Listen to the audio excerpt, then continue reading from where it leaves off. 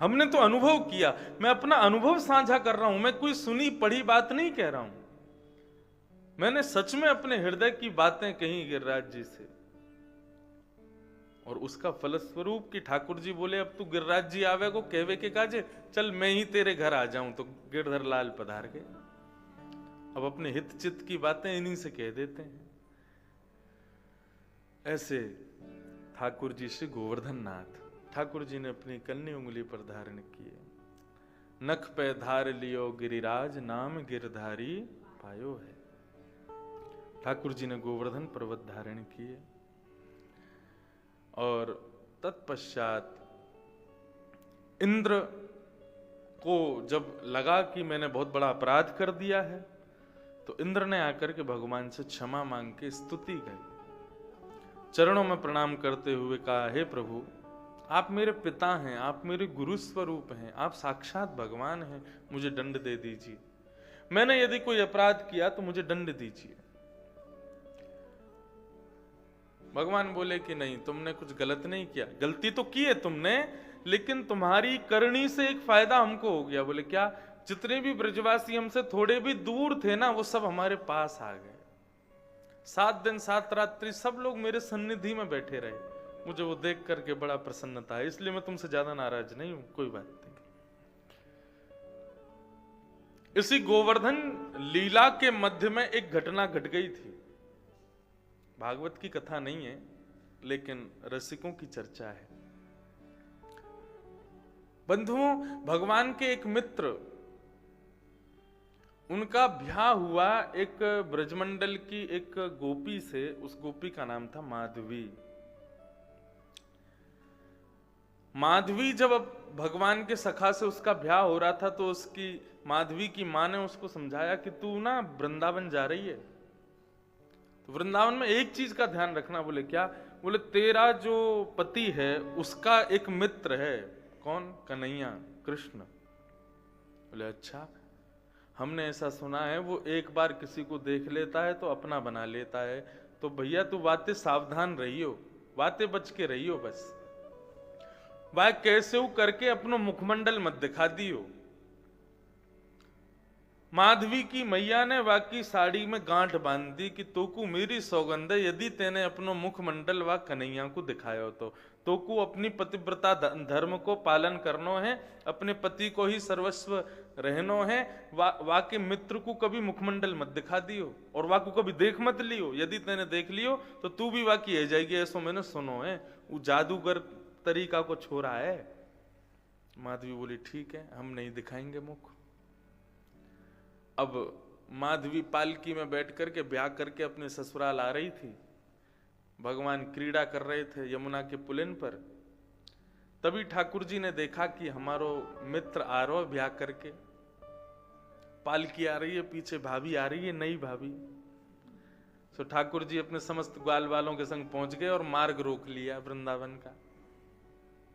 पहले तो अपने मित्र को खूब बधाई दी, बोले भैया तेरा ब्याह है गो, बड़ी कृपा, हमने बचपन में इतनी पूजा पूजा खेल खेले, उन सबन कोई फल है कि तेरा ब्याह है गो आज। कल सुनी ना पूजा पूजा खेल क्यों खेल रहे थे ठाकुर जी।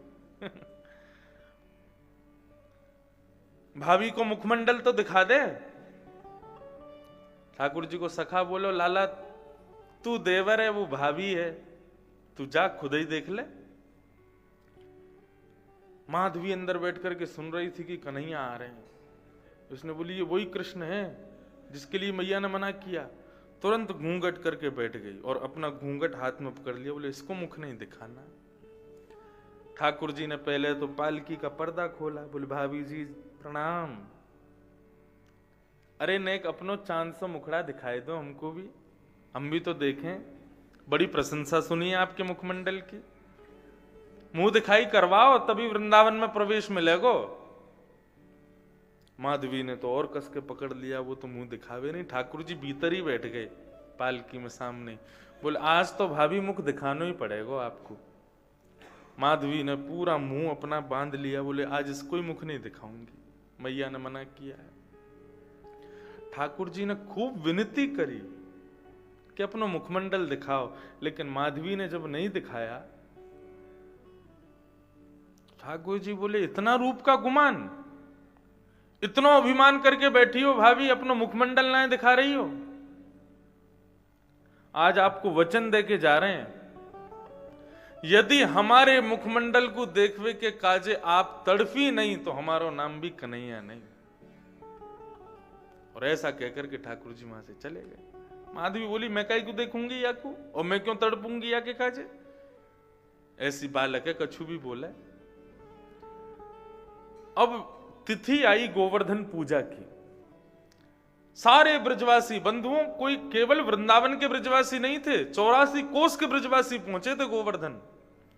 और जब ठाकुर जी ने गिरिराज पर्वत धारण किए तो गिरिराज पर्वत के 7 कोस, गिरिराज पर्वत के नीचे 84 कोस के ब्रजवासी खड़े थे ठाकुर जी के आसपास। जिन्होंने कभी ठाकुर जी का दर्शन भी नहीं किया था, उन्होंने भी आज ठाकुर जी का दर्शन किया।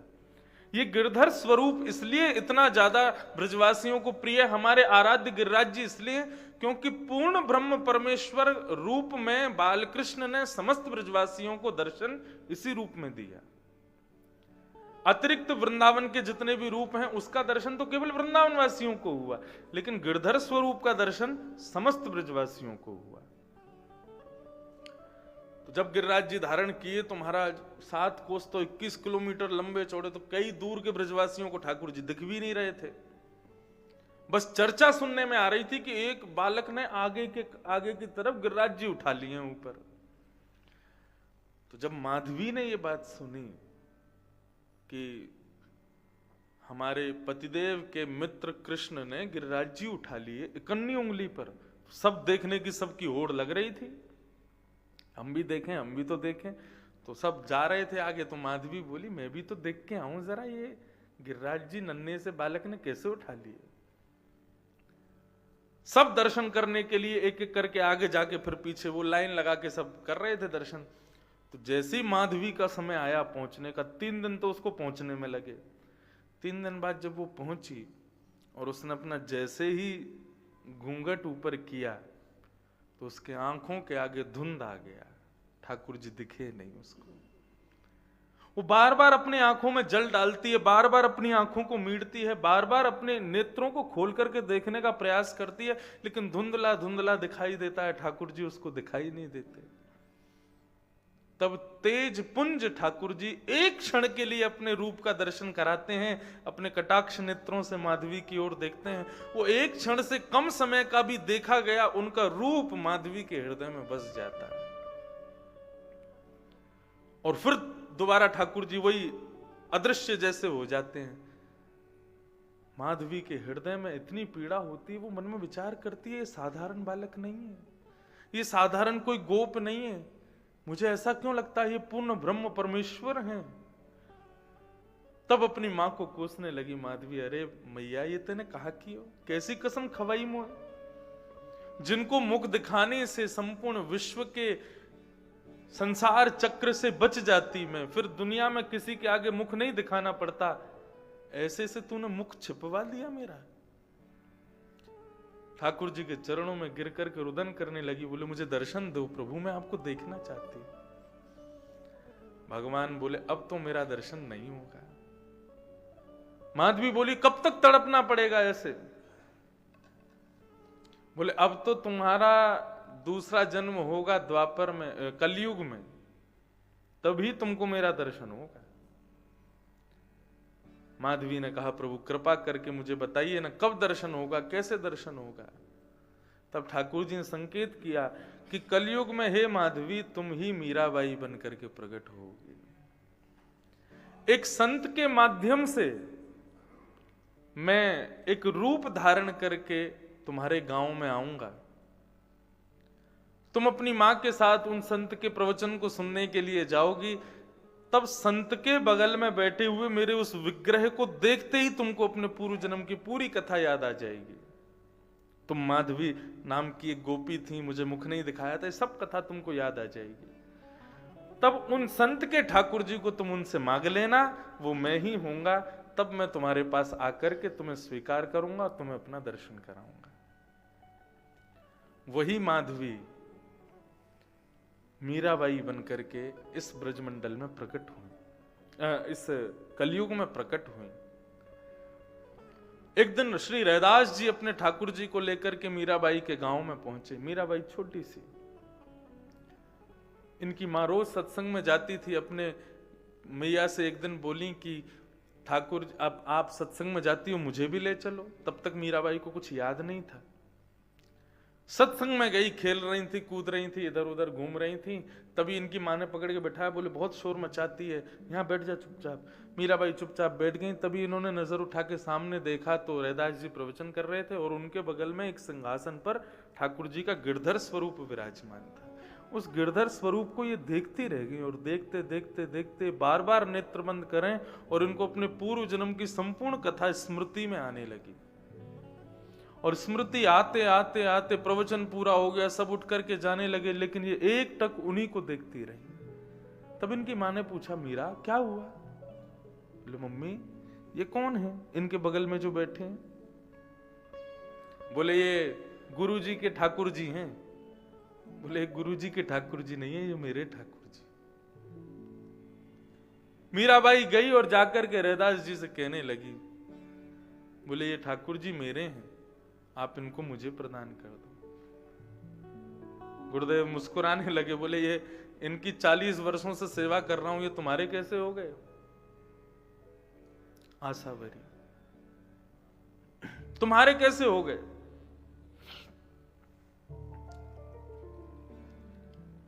मीराबाई कहने लगी, बोले कि आप जानते नहीं है, मैं पूर्व जन्म की पूरी कथा बता सकती हूँ। मीराबाई ने पूरी कथा सुना दी। उनकी माँ उनके मुखमंडल को देख रही है। बोले इतनी चुलबुली मेरी बिटिया, इतनी गंभीरता से ये कौन से जमाने की कैसी कथा इनको सुना रही है?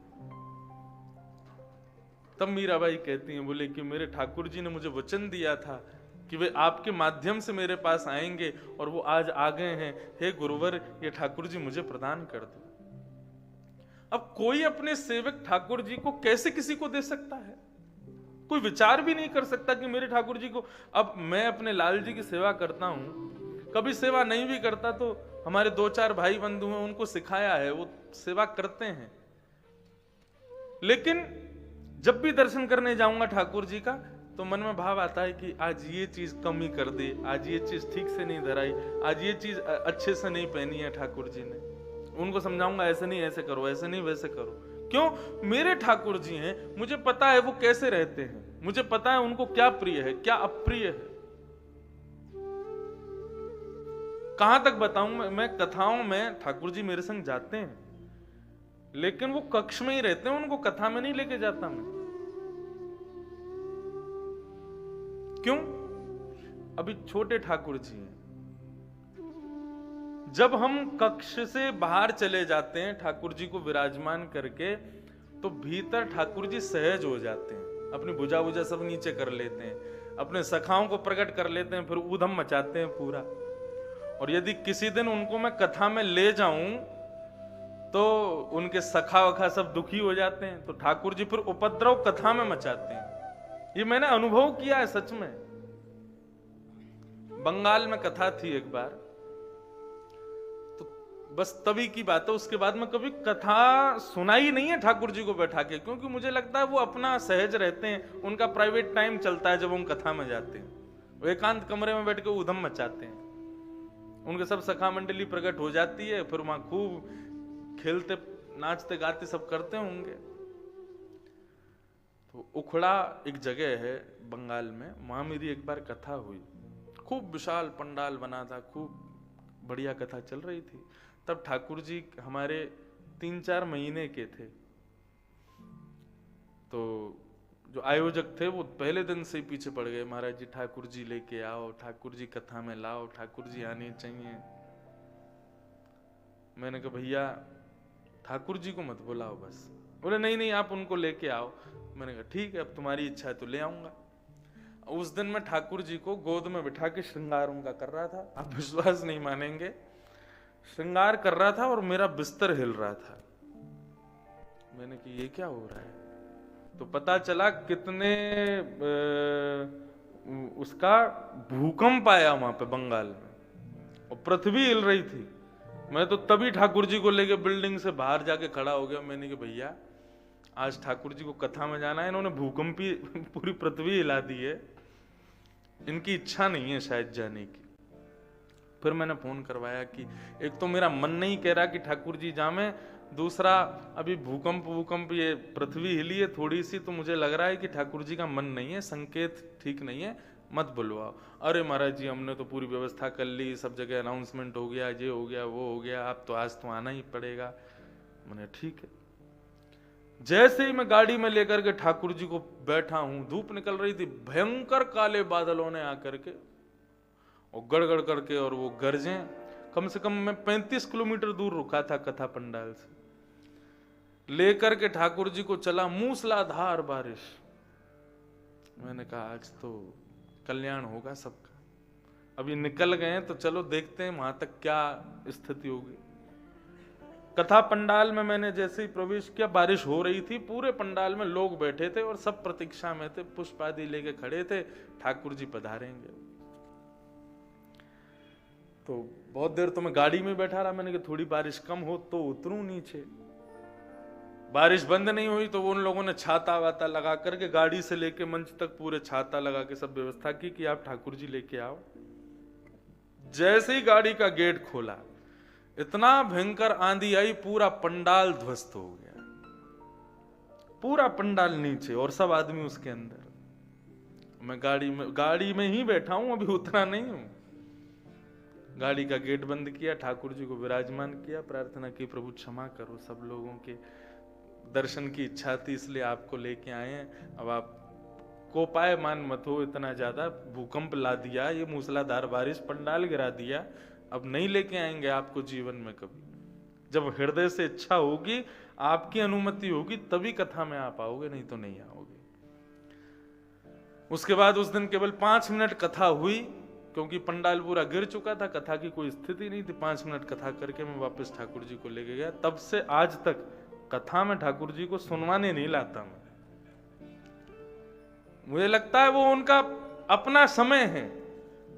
राजभोग आरोगने के बाद ठाकुर जी सब ग्वाल वालों के संग में लीला करते हैं। कोई ना कोई भक्त पुकार रहा होगा कहीं से, तो ठाकुर जी वहां जाते हैं, लीला करने जाते होंगे, तो उनको समय देना चाहिए।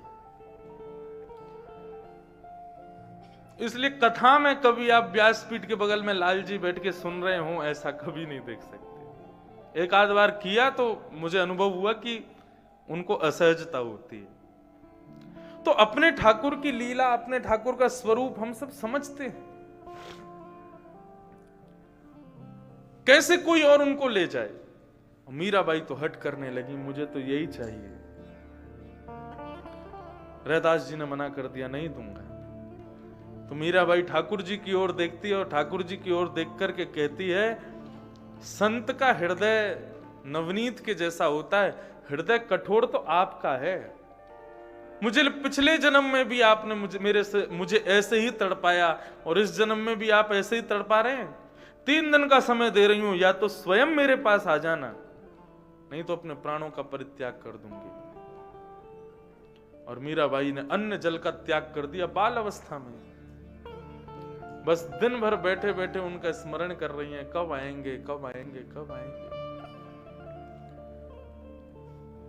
तीसरा दिन था, आज मीराबाई तैयारी करके बैठी हैं, बोले नहीं आए तो अपने प्राणों का परित्याग निश्चित कर दूंगी। ठाकुर जी श्री रैदास जी के स्वप्न में आ गए और रुदन करने लगे।